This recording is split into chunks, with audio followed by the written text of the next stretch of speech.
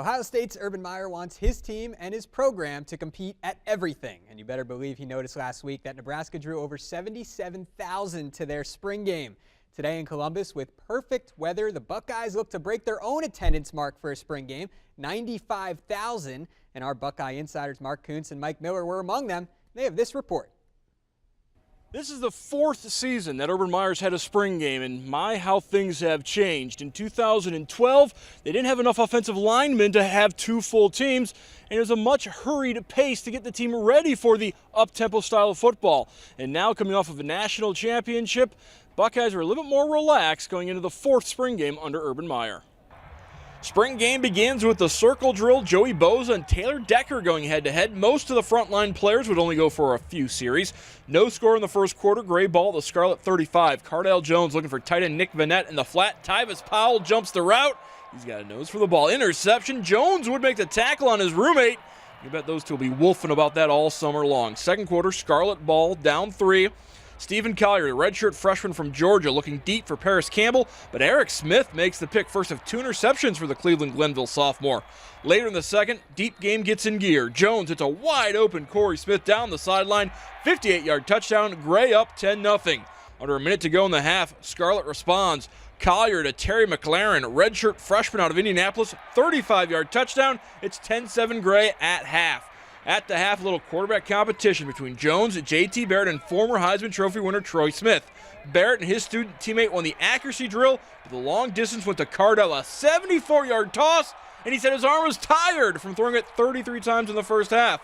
Also at half, Braxton Miller and Ezekiel Elliott in the fastest Buckeye contest. Zeke wins the sprint. Fourth quarter, Scarlet takes the lead with Collier faking everyone out. Little shovel pass to Paris Campbell for the touchdown.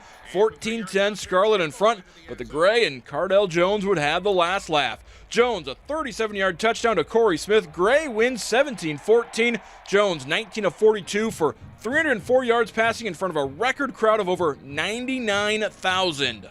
You can always work on all areas of your game, but things I think I improved on is like being more of a vocal leader, being more hands-on with guys, instead of, just telling them what to do, show them and move their splits and adjust them and things like that. I just told our players this, we did not improve as a team. That was not a good team out there. So we did not improve as a team, and very rarely, if you're fortunate to be healthy, and last year I did because we were so young, I felt like we got better as a team because we weren't very good, but you saw them getting better as a team. As a team, that's much worse than what you saw in January, obviously, but we did individually get better. Mike Miller joins us now, and Mike, Urban Meyer basically said if he had to grade this team, it'd be a which starts with an E, so is that between a D and an F?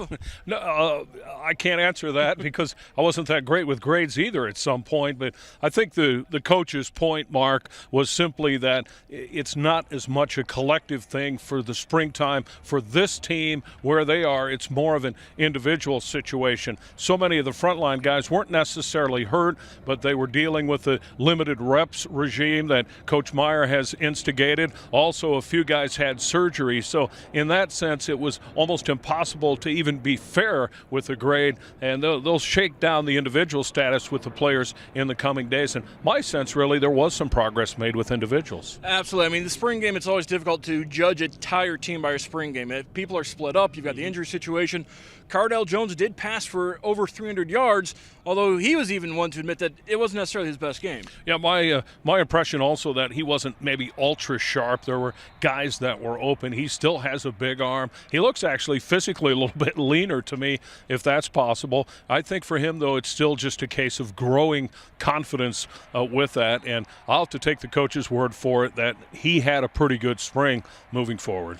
You look at the defensive secondary for the Buckeyes in this game. A lot of interceptions. Gary Conley did some good job in coverage, and obviously Tyvis Powell picked off his roommate. They had a good little moment there, but that is a concern with Armani Reeves is no longer playing football and Doran Grant graduated, I think the DBs look pretty good today. They did look pretty good. Guys that you expect to look good. Cam Burrows was strong. It appears as though Gary and Conley may have secured the starting spot at the corner opposite Eli Apple, and we know how good he is. And and I think the safeties are pretty deep and pretty good. And there's other guys. Eric Smith played pretty well at the spring game and apparently had genuinely a good springtime. So overall, the depth in the secondary is still pretty good. It's just there aren't a lot of names other than the safeties and the aforementioned Eli Apple. And that's going to put a wrap on the spring for Ohio State. But the one more thing to do for the 2014 national champions, they're headed to Washington, D.C. on Monday. They're going to meet with the president.